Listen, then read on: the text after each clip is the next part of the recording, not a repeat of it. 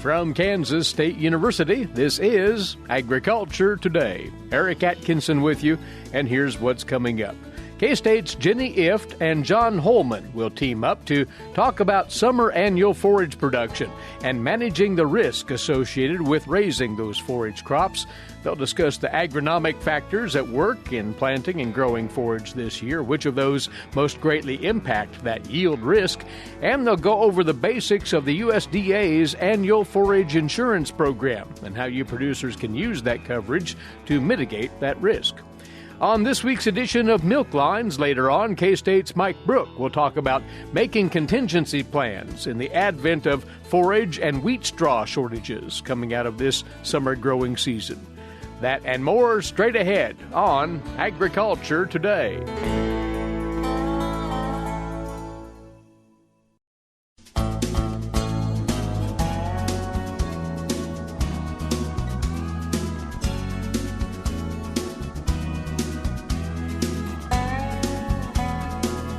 You're listening to the Tuesday edition of Agriculture Today, and as always, it's good to have you aboard.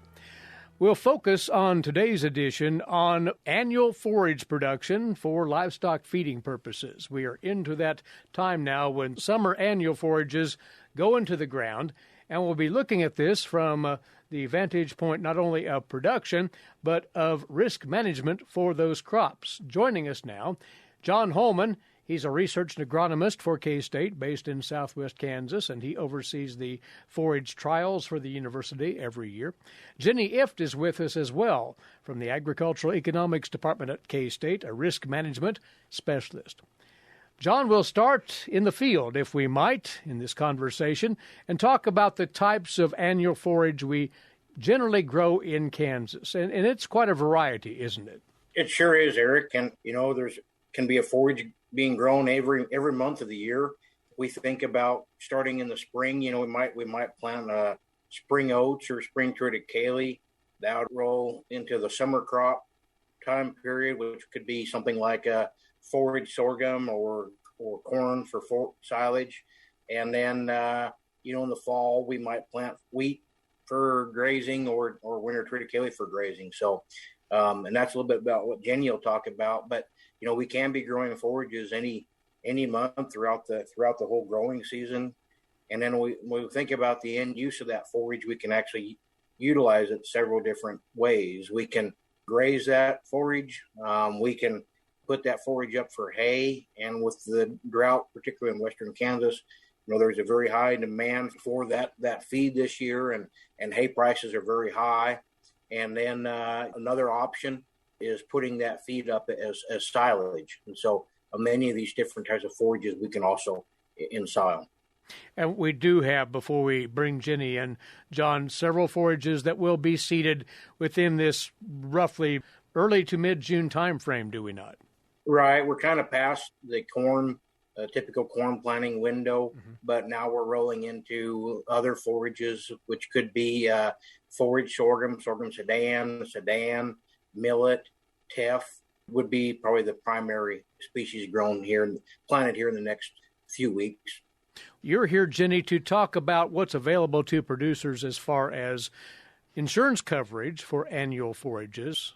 Annual forage insurance, it's a relatively simple product that's a part of the federal crop insurance program.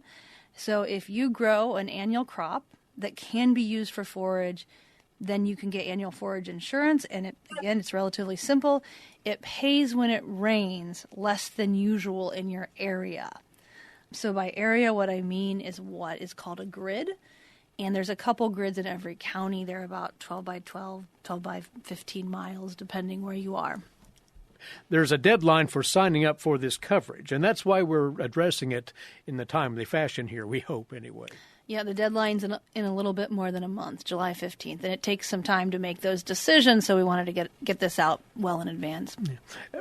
Where is annual forage insurance used in Kansas, historically speaking? You have some data on that. Right. So it's only been available since it's only been used since 2014 in Kansas, and it's largely in western Kansas and central Kansas. The easternmost county is Washington County, where it's been used. But the larger chunk in western Kansas, virtually all counties in the western part of the state, or Yep. are there exceptions? Most counties in the western part of the state, none in Scott County yet, and also in central Kansas, especially south central Kansas. There's a lot being used. John, when we think about drought risk or moisture risk for annual forage, of course, you've studied so many types of forages in your trials over the years. What comes to mind as to the level of that risk? Sure. Well, and I think Jenny hit on that. You know, this insurance product is mostly being used is in the western part of the state, which is, you know, in most years has more risk of the drought and concerns of lack of forage, whether that be, you know, the reduced productivity of native range. And so when that happens, we rely on annual forages more to make up for that difference. And so annual forages is an important in itself, I think, is an important insurance for the producer, being that they need to grow some annual forage in those dry years. And then the timing of that rainfall, we can have moisture can be very variable. We could be very, we've been very dry all fall and through the spring here in the western part of the state, but you know, we're hoping things turn around and we start to get some moisture. So the timing of that rainfall or the lack thereof and how that increases risk. And so, you know, something that I encourage producers to consider is growing a variety of different kinds of forages, because we know that rainfall is variable. And if we can spread our risk out by growing these different types of forages throughout the growing season, the full calendar year, the insurance product that Jenny's going to talk about, you know, it looks at, not to be confused with the actual growing season of the full cycle of when crops can be grown, but for this insurance product to talk about individual growing seasons. And so I think that by utilizing that program and growing different types of forages, we can try and mitigate some of that risk. Just to characterize this specific to this year, John, because of your vast experience with these forages in a region that quite often is dry, what does this summer look like in regard to that risk? Higher than normal, lower than normal? Can you make that call? Sure. Well, I wish I could say the outlook was great, but unfortunately, you know, looking at the Climate Prediction Center of what the long-range outlook is, you know, it calls for things to continue to be dry through the summer, and maybe conditions will start to improve in the fall. You know, our rainfall for the year so far is, for the western part, half of the state is, you know, it varies where you're at. The far southwest has been hit harder than other parts, but, you know, we're tracking anywhere from 30 to 50% of normal rainfall since starting to clear back to about October. So, you know, our grass, we can expect our native range productivity to be down. So we need to be thinking about how can we grow some forage to supplement that. And so, you know, I think looking at annual forages summer annual forages should be done. You know, the profitability on forages is high right now because of the high demand, and the fertilizer requirement is not as high as some of our grain crops. And if we're looking at a moisture situation where we could be maybe not have much subsoil moisture, you know, we could grow some forage. Forage requires a lot less moisture to grow than a grain crop. A grain crop, we have to grow that biomass plus grain. If we're growing a forage crop, we just have to grow the biomass. So, you know, I think we have some potential to grow annual forages here yet in the state. Definitely the demand is there, and something that we can definitely utilize either an individual producer, or there is definitely a market to sell it. You know, also in the western part of the state, we have a large livestock feeding operations with the feedlots or dairies, and their demand is also very high, and the expectation of having some reduced forage availability for those operations is also there. So definitely there's the demand, not only in western Kansas, but in the surrounding areas that are also have been hit by this drought. It's pretty widespread, you know, from the southern plains to the northern plains. So there's definitely a need for the forage this year. And just a quick thought, because we're going to take a break here. John, given the dry outlook, are producers going to have to adjust their agronomics to some extent to be part of the risk management here, if you will, seeding rates and the like? Right. I think that's a good question, Eric. We've done some fertility research, and what we have found is that when nitrogen rates are above optimum, then we can increase the risk of nitrate in the feed. And so if we're looking at a situation of having drought stress condition of the forage, we should consider backing off our N rates so that we don't increase the risk potential of having high nitrate in the feed. Now, there are things we can do to manage around that, but backing off nitrogen rate is one thing that we can do to help avoid that. Of course, if your nitrogen is too limiting, it can also reduce your yield potential under ideal conditions. Seeding rate also is, if we may want to think about backing that seeding rate off just a little bit, because the more plants we have out there, the more competition amongst the individual plants, and under adverse conditions that will not increase yield but just cause more plant stress. So thinking about backing that seeding rate off just a little bit, not a lot, but maybe 90% of your normal conditions would probably be a good thing to consider. And we might add, as we have a second here, that K-State Research and Extension does have a large body of information on all of these aspects of summer annual forage production, the adjustments that producers can make in accordance with the growing conditions and so forth. And they can also have a look at the summer annual forage variety and hybrid trials that you oversee, John, and all of that is easily accessed. Feel free to reach out to me. We will have this information available in an extension publication, through their local county offices and also through the agronomy website. Very good. We do need to take that break. When we return, we'll talk more about summer annual forages, and we'll get into the fine points of that crop insurance coverage for those summer annuals with Jenny Ifft and John Holman of K-State, our guests on this Agriculture Today.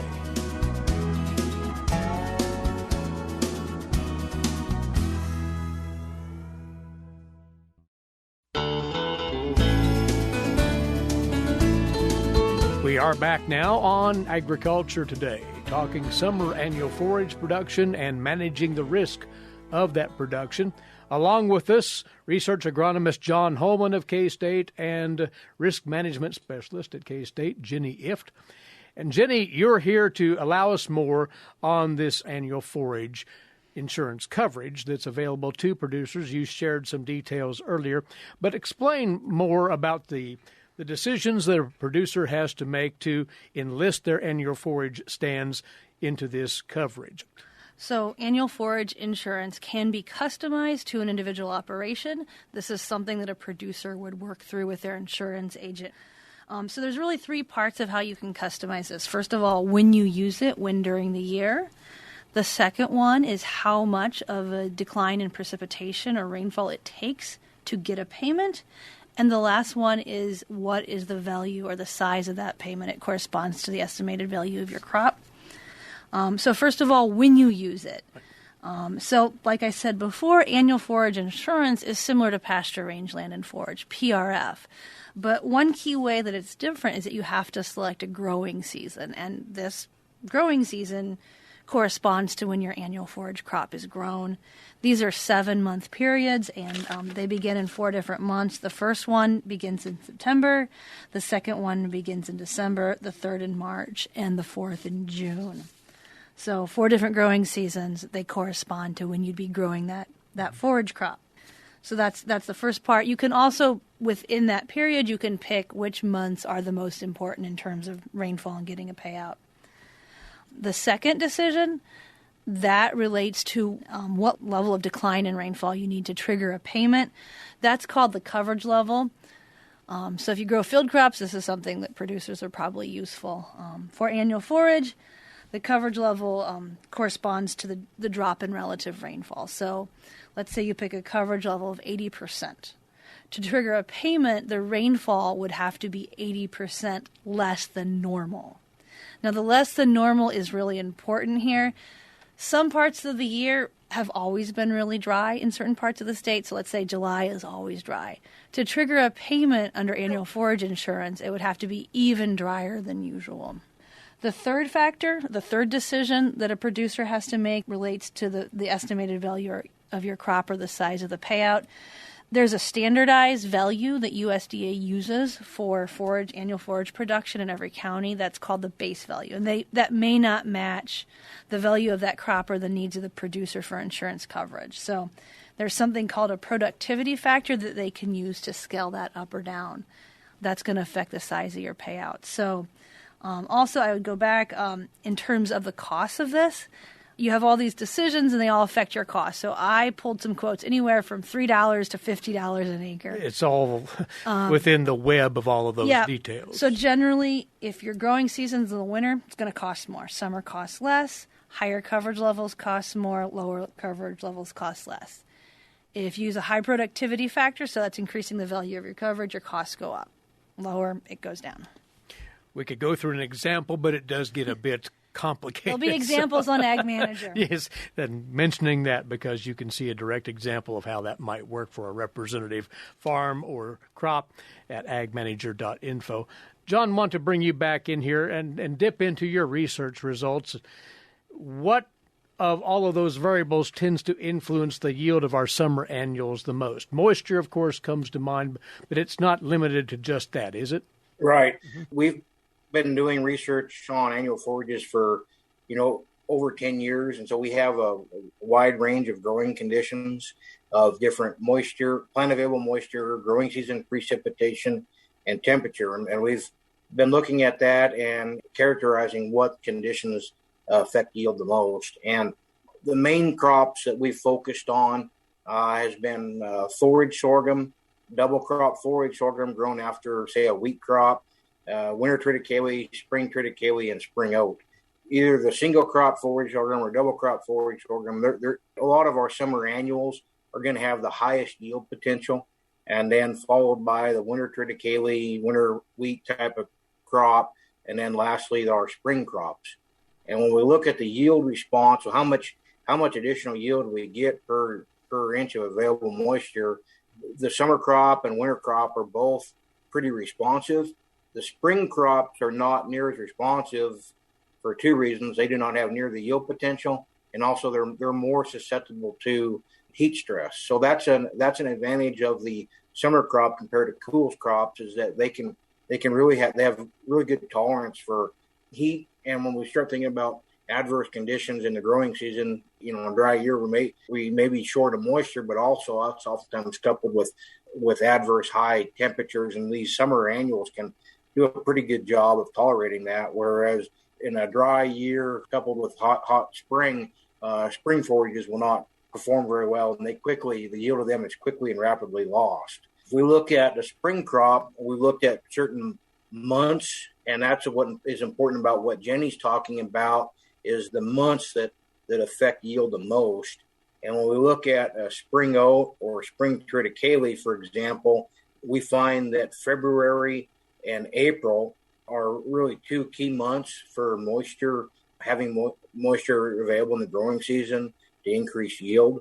If we look at something like a summer crop, sorghum, it's really pretty responsive not only to the months in the growing season, the primary months of June, July, August, but also the couple of months prior to growing that crop. So a little bit of the fallow period ahead of it, and getting a little bit of moisture storage is also really, really important. So, we will make this data available once we've finalized all of our analysis. But I think that combining what we've learned here with the critical months, and then using those months with this insurance product, growers can do a better job of selecting those months that are really important for driving yield, or having that insurance product available when they do not get the moisture that they are hoping for.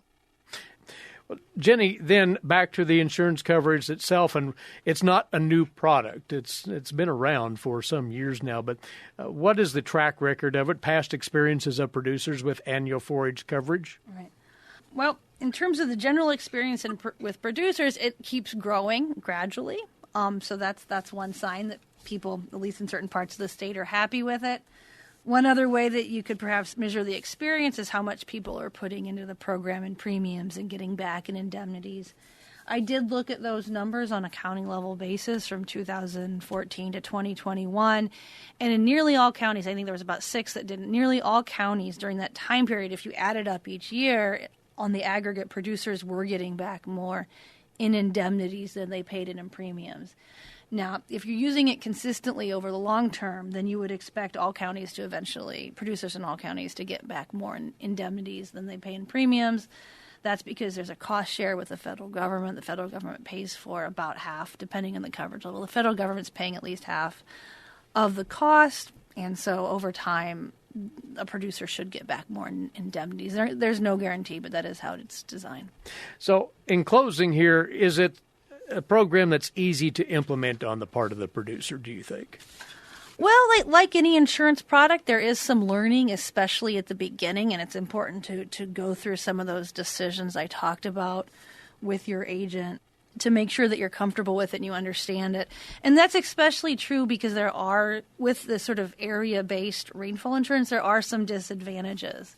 Like I said before, payouts under annual forage insurance are based off rainfall in your grid or your local area. And that's not always going to match your own farm. You hear a lot of cases where a producer, gets rain and his neighbor didn't, or he doesn't get rain, but a lot of other people in his area did. So there can be cases where you have a problem with moisture and you don't get a payout. The opposite can also happen. So it's really important to understand that before you sign up. Also, they're measuring rainfall within a 2-month period. So let's say you get a bunch of rain on the last day. Might not help much, but that's what's measured, so you might not get a payout. But what are some disadvantages here? Can also be advantages for some producer. Because it's based off of rainfall, there's no yield measurements. So a producer can harvest it. He or she could graze the forage. A lot of flexibility. You don't have to file a claim. So in that respect, it's a lot simpler. Yeah.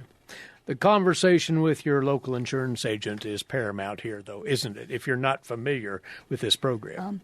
That relationship is always important, but especially when you're doing something new and it works different than a lot of the multi-peril products that people use for field crops, row crops. And you've posted information on agmanager.info regarding the program for producers to look at? We have an article on Ag Manager. It goes through the basic characteristics of annual forage. It gives several examples of it works. It points to things that you need to discuss in detail with an insurance agent and also provides some other resources where a producer could go to find more information. Excellent. This has been a good overview right here on annual forage insurance for those planting, in particular those summer annuals here. That deadline for taking out insurance of July the 15th, keep that well in mind. Good to have this information in hand. John, thank you for the word from the countryside, if you will, on the research K-State's done on forage production and how it ties into this topic. And Jenny, thank you for covering the basics of the insurance product proper. We appreciate your time, both of you. Thank you, Eric. Jenny Ifft, risk management specialist at K-State, and John Holman, who's a research agronomist for the university based in southwest Kansas. We'll be back with more on Agriculture Today.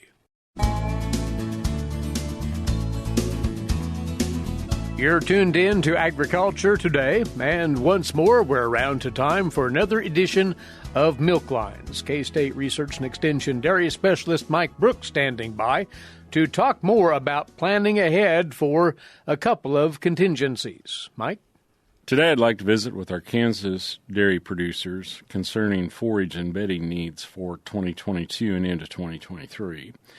As we head into the early summer and looking forward to the first cutting of alfalfa across the state, do have some concerns about overall forage supply as well as the supply of bedding as we head into fall.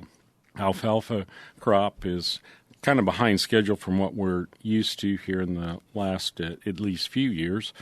And as a result of that, we're still waiting to see what that first cutting might actually look like. Still some concerns about continued rainfall over parts of the state, so yield of dryland alfalfa may be in question.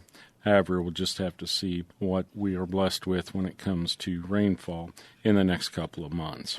On the bedding side, it looks like the wheat crop is going to be fairly short, and in some areas there may be actually very little wheat. This is a concern for those that are using straw for bedding as well as straw to feed the dairy herd. I would encourage you to secure your straw supplies soon rather than later. As we get into wheat harvest, you need to probably be thinking about having a year's worth of inventory at least purchased or spoken for so that you will have adequate bedding as well as feed if you're feeding straw to some of your animals. In recent years, we've turned to straw for many of our heifer diets as well as for dry cow diets as a way to control cost. This year, we may have to look at some alternative forages for those animals as well as we look at straw prices and consider at what point do we switch to something else.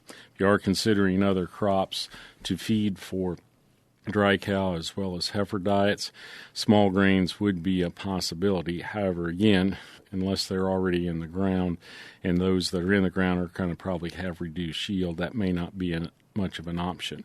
We may have to look toward planting some sorghum yet this summer, or maybe millet or other crops that we could harvest yet this fall or early next spring even if we needed to carry over into the new crop for 2023.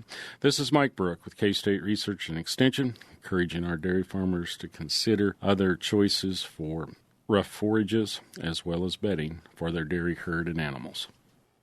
Mike, many thanks, as always. And concluding this edition with a word from the youth livestock folks out of the Animal Sciences and Industry Department here at K-State.